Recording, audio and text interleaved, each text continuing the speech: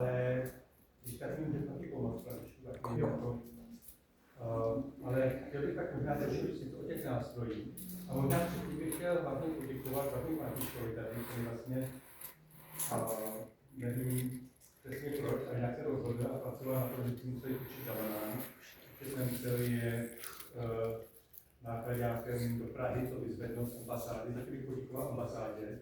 A hlavně všem, protože to je kolektivní záležitost, taky na způsoby, kde je.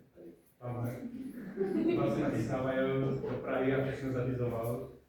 Takže a pak hlavně všichni vlastně tady moji kolegové gamelanisti, že to jsou takové dobré. Takže a jenom takovou krásně co gamelánu a kdykoliv mě taky přerušte, protože říkám, není to přednáška, takže se chtěl něco zeptat.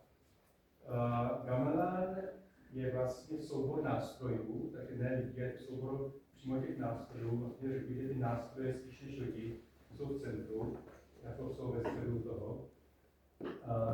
A gamel znamená ve staré javánštině vlastně udeřit do něčeho.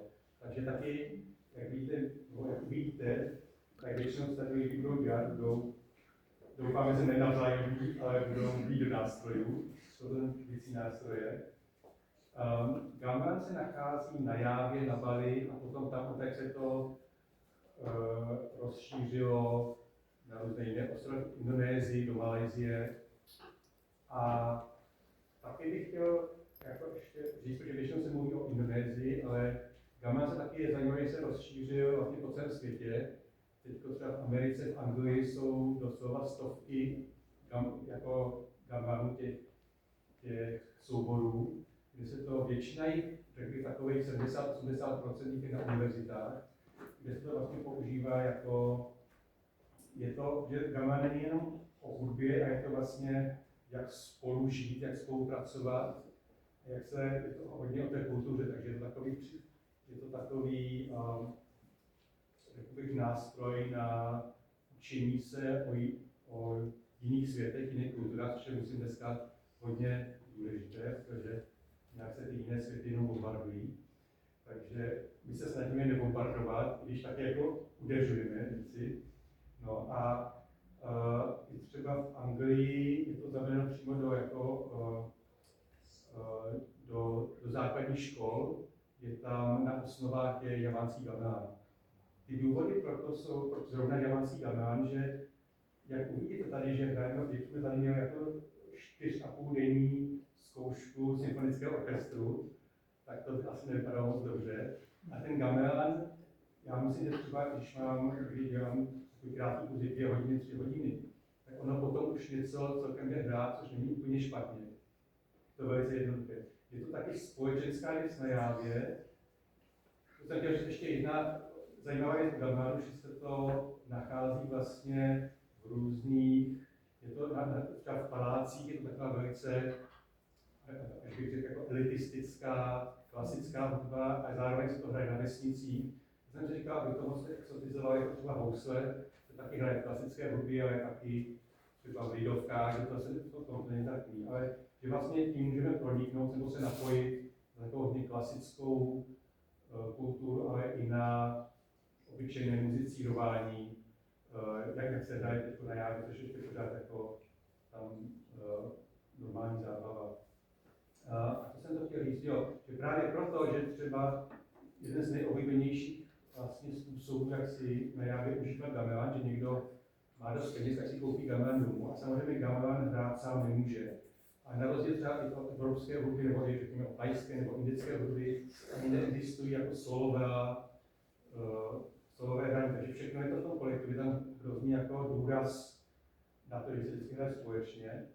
A to se stane, že sousedé přijdou, třeba se řekne, každé úterý budeme hrát, sousedé přijdou, někteří sousedé vůbec ani třeba nehrají a prostě si sednou, dají si čaj, nějaké nezdravé pokrmy, kterých je na Jávě havadějí, a kouří a povídají si. A některý ty lidi z té vesnice si prostě sednou a hrajou, a někteří to dobře umí, tak hrajou nástroje, které jsou jako těžší, a někteří to neumí tak dobře, tak hrajou velice snadné nástroje, jako tady vyhrajou většinou. Takže no, je to takový, řekl bych, že jako je to hudba velice, jak bych to řekl, jakože že se jako velice snadno k tomu přijde, že je to velice, snad to nějaký krásný český slovo, který jsem nechal v Singapuru. To ochotnické, takové náš. Ochotnické a takové jako intuitivní. Jako máme ty aplikace, dneska, když se prostě člověk to nemusí nějak učit, tak člověk nemusí cvičit hodiny a hodiny denně, jako já jsem cvičíval kdysi, když jsem byl na konzervatoři a pořád mi to nějak nešlo. Tak na ten gamelan to je takové, řekl bych, příjemnější. A zároveň může člověk, když se tomu chce věnovat, tak může jít hodně do hloubky vlastně celý život, jako třeba s tím Adusem. No. A to jsem nechtěl vůbec moc povídat, nějak pořád povídám, až moc. Takže já myslím,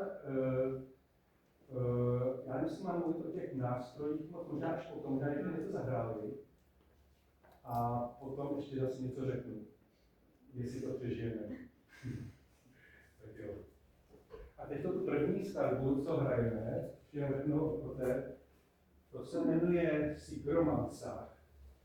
Což znamená, to zní tak jako vojensky, jako Sigromansach je jako, by se řeklo, že dopředu, jako jde armáda, je dopředu. Jenže Javánci jsou asi tak militantní jako možná Češi, že už mají vlastně 200-300 let za kolonialismu, vlastně nemohli moc. Ta armáda byla taková spíš dekorativní a estetická, takže i ta hudba, jako, možná jako náš Dalibor, ten taky pořád jen hraje na housle a zpívá ten ostré meč, ale jako bojovník se moc neukazuje, tak ta skladba, myslím, tak není přímo jako není to žádný pochod, takže takový spíš no, ale je to ve stylu města Jogjakarty. Vlastně v každé té části, ale byste to hraje trošku jinak, tak tohle je z Jogjakarty, kde se hraje tak, řekl bych, je to hlasitě, takový jednodušší styl.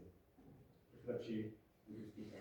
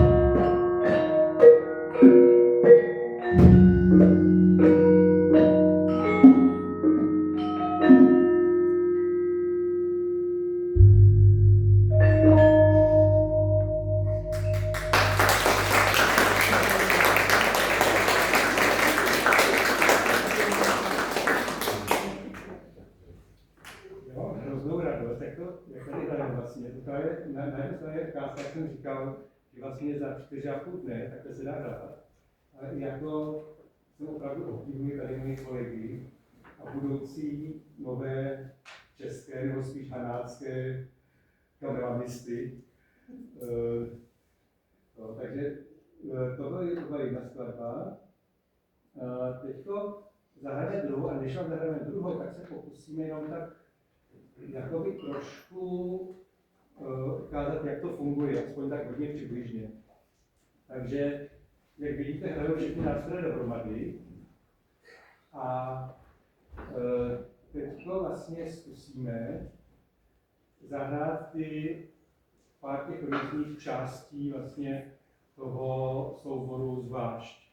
A potom to zahrajeme všechno dohromady. A ještě bych připomněl ještě jednou, že hrajeme jenom 4,5 dne, takže vy někdy, abyste viděli, jak je to těžké, tak třeba tady kolegové někdy zvlášť jako schválně udělají chybu, nebo schválně jako udělají, že se ztratí. To jako ne, že by to neuměli. Takže vidíme, jak to dopadne a vlastně víte kuchařový do kuchyni, třeba přešli takže tak jako pro nás je taky trošku experiment a uvidíme, jak to dopadne všechno. Relativně dobře. Takže jsou vlastně ten gaman, který má různé druhy nástrojů, je jedna taková skupina, vlastně jediná, která hraje spolu jednu melodii. Vlastně všechny ty jiné nástroje každý hraje něco jiného.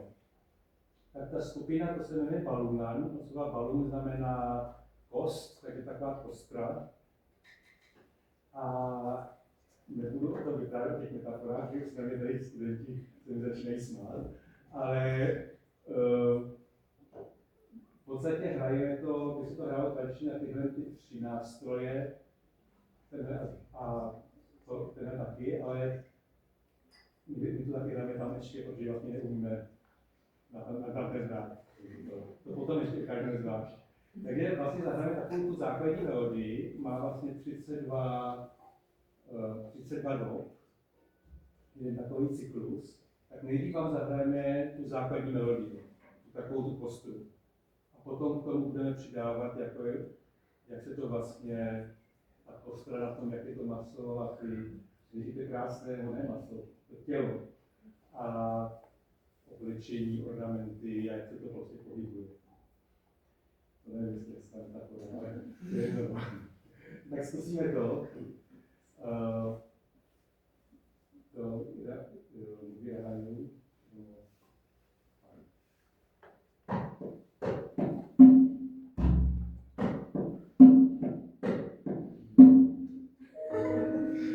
To jsem vám chtěl ukázat, že vůbec není snadné začít. Teď to zkusím ještě jednou. Já myslím, že velice edukativní. V podstatě, abych vám řekl takové tajemství, které vyloženě mě neznají, že hraje vlastně ten pendant, tohle je ten buben, a já zahraju tohle, pak je velký buben zahraju, potom malý buben, a potom oni by měli teoreticky hrát. Ale samozřejmě praxe a teorie se někdy rozchází. Takže to zkusíme ještě jednou.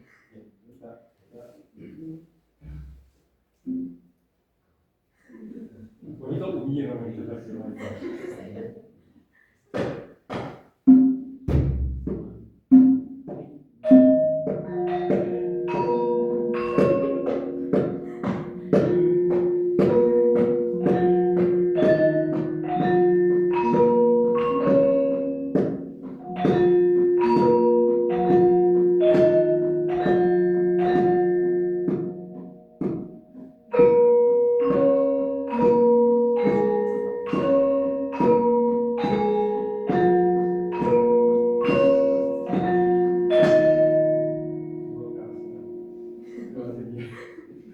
Tak to je ta základní melodie, ta kostra.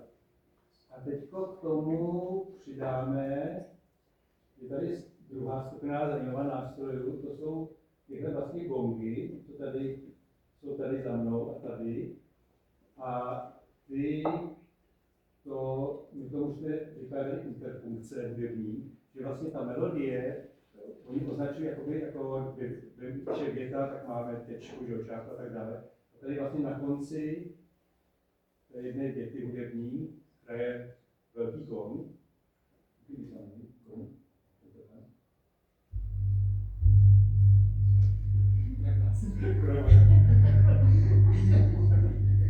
My už jsme neměli na opět, tak.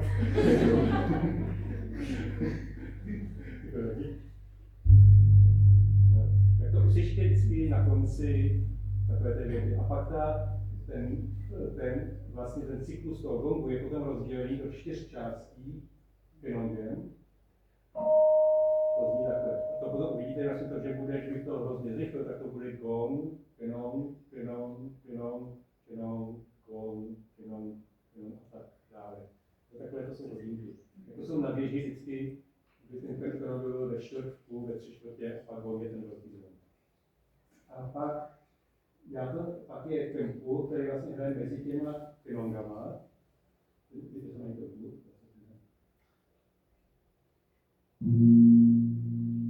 Slyšíte půl, to jsou všechno, takže gong, to jsou všechno takový onomatopoja. Půl, a non, takže tady. Takže to vlastně bude gong, non, půl, non, půl, non, půl, gong. A mnohem pomalejší. A pak ten prostor mezi tím zase rozděluje ketuk. Jak to tam bude ketuk, my ho vlastně nemáme, nebo je rozbitej, ale tak to jako pro tohle demonstraci udělali to. A pak ten zase zbývá ještě prostě kampián, když to máme sobě. Takže tam to potom uvidíte, že vlastně to bude, celý to bude gong, pian, pian, pian, pian, půl, pian, pian, non, pian, pian, půl. Takže taková tam vlastně to pořád za tou melodii. Takže to zkusíme, jak to chce fungovat a mám rád to. Jo?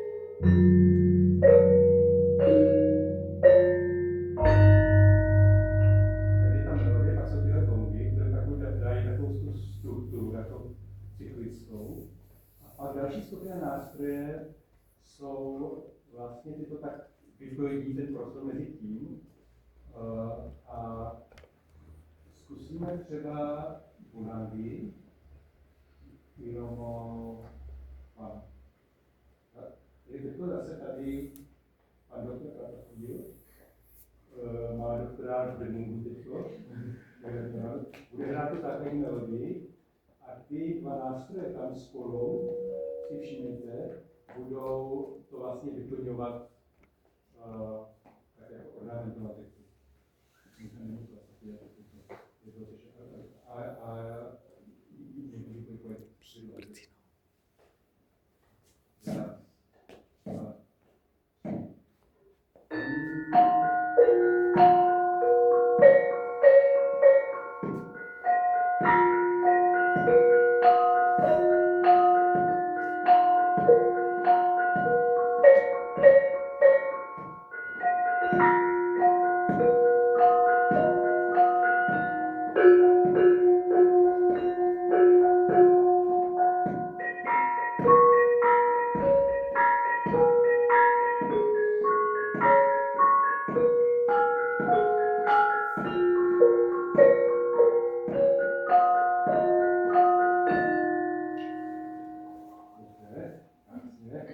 krásně.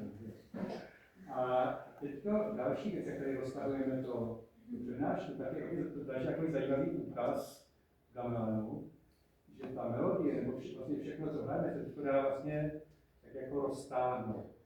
Takže ta melodie, nejdřív ji budeme hrát potom vlastně přibližně v téhle rychlosti, a potom to zpomalí a všechno vlastně se to tak rozsáhne a tím pádem ty nástroje, co to vyplní, budou vlastně víc času a ještě více tam vlastně převede ta pozornost na ně. Taky tím pádem je víc může potom jich bude hrát. Tak to ukážeme zase ty samé nástroje teďko, ale vlastně ta melodie takhle bude hrát dvakrát pomalu, ta samá melodie.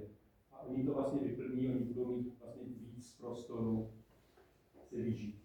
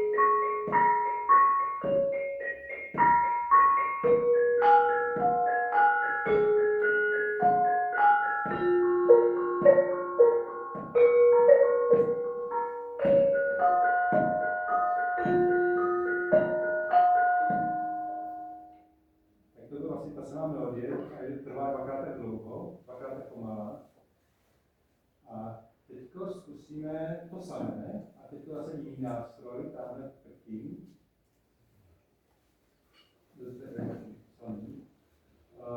Vlastně potom to se stane, že vlastně je ta kostra, ta základní melodie, a pak je mnoho jiných melodí, které se pohybují zároveň. A my tady vlastně ani těch nástrojů nemáme, tohle je vlastně hodně malá verze gamelánu.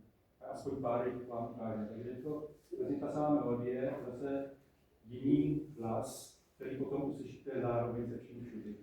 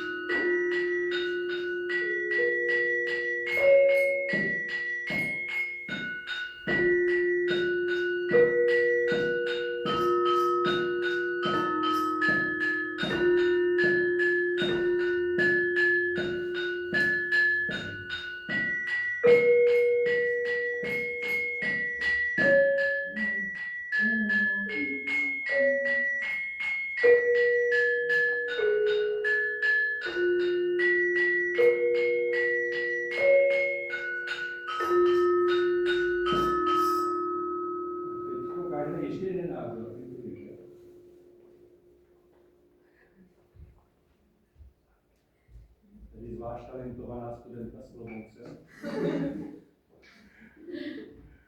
A je velký hluboček, to Dáška.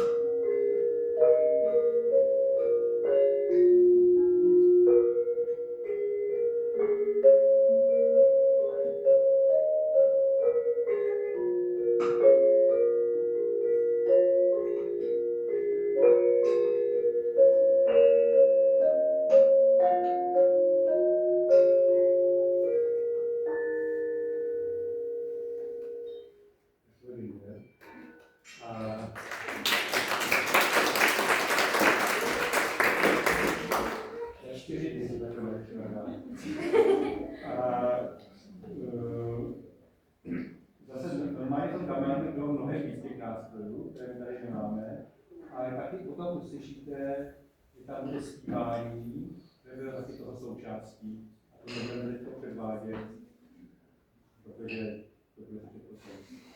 Takže já myslím, že můžeme dát.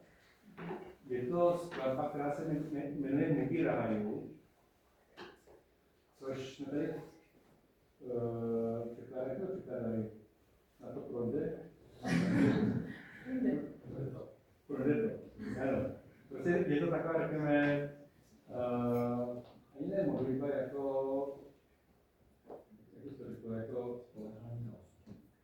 no, jakože chceme, aby bylo všude, aby jsme byli v míru a pokoji, klidu, aby byl pokoj v podstatě. Když pokoj, to znamená. Hrajete to hodně na svatbách, je to takový přání těm novomanželům, aby si žili v míru a pokoji, aby se moc nehádali, aby jim dali pokoj možná. A je to, já nevím, jestli tu historii mám, ale je to, vlastně to bylo zkomponované v roce 1940 nebo 1941, takže takový dost pohnutý dobách, ale bylo to zkomponované tak, že je vlastně založené na mnohem starší skladbě, asi o několik set let starší, a bylo to jenom transponované tak, aby se k tomu dalo zpívat. A to zpívání samotný, až bude tamhle zvláštní host z daleké Jávy, který jsem přiletěl jenom kvůli tomu, aby tady zaspíval. Bude zpívat Mugy tanca hrajú, to znamená, jako doufejme, že budeme všichni v pořádku a tak dále. A je tam moc hezká tam řádka, která je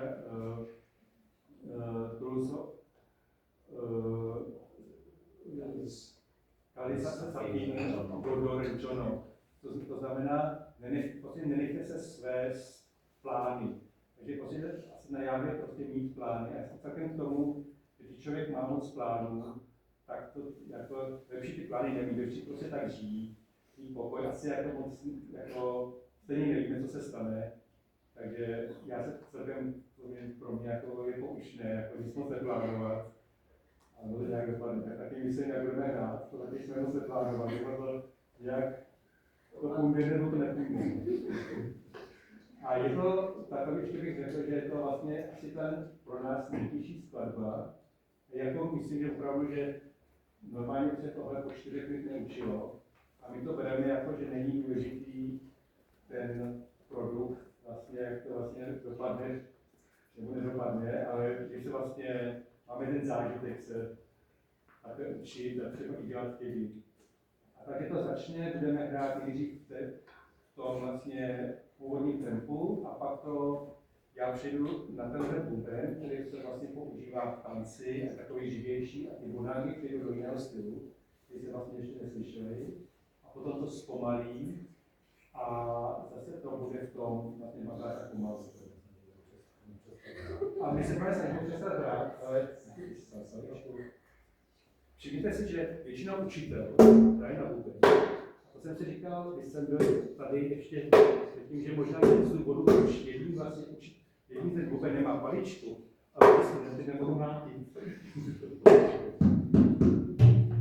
To, co dělám tohle, tak vlastně to mlátím, že takhle toho koukám, tím se natahuje ta kůže, tím se ten tón zvědět. Tohle je takový starý, práce dlouho, jako, asi se oddělí starý,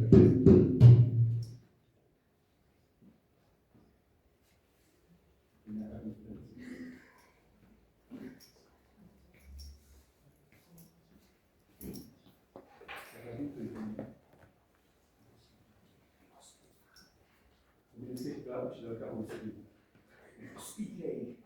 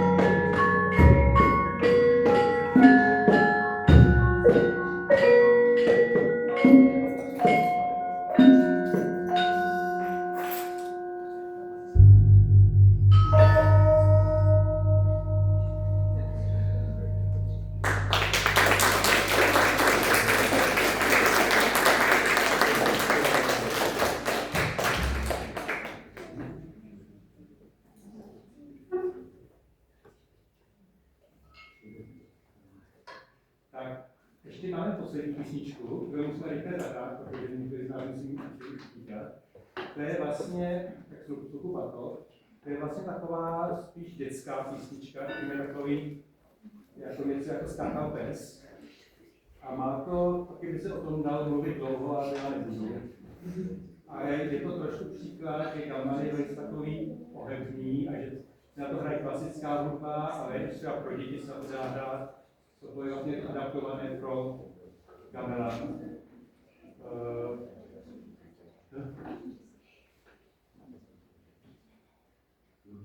Mám prý kývy. Protože mi neumím moc začít.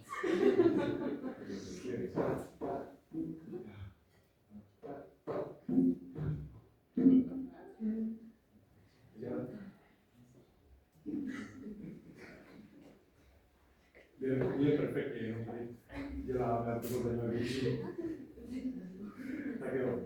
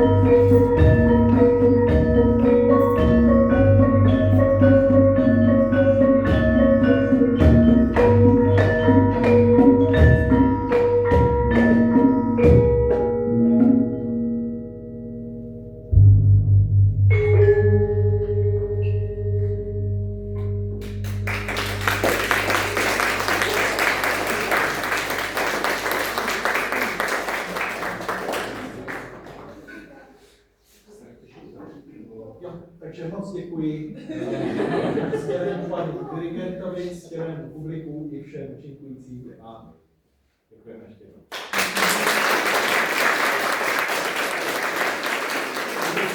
Na kávu nebo čaj a ještě si popovídat, jak je to tady nachystáno. A tím uzavírám tuto letní školu. Ještě můžeme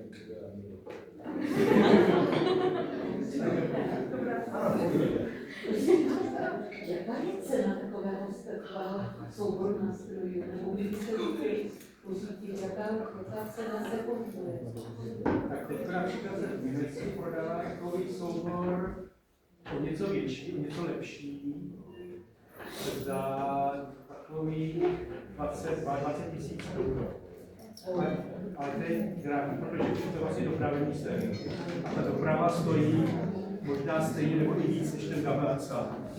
Tak je v Indonésii nejlacinější gamelan, si pamatuje, že jsme pracovali ze železa, což je se dá používat, je to lacinější.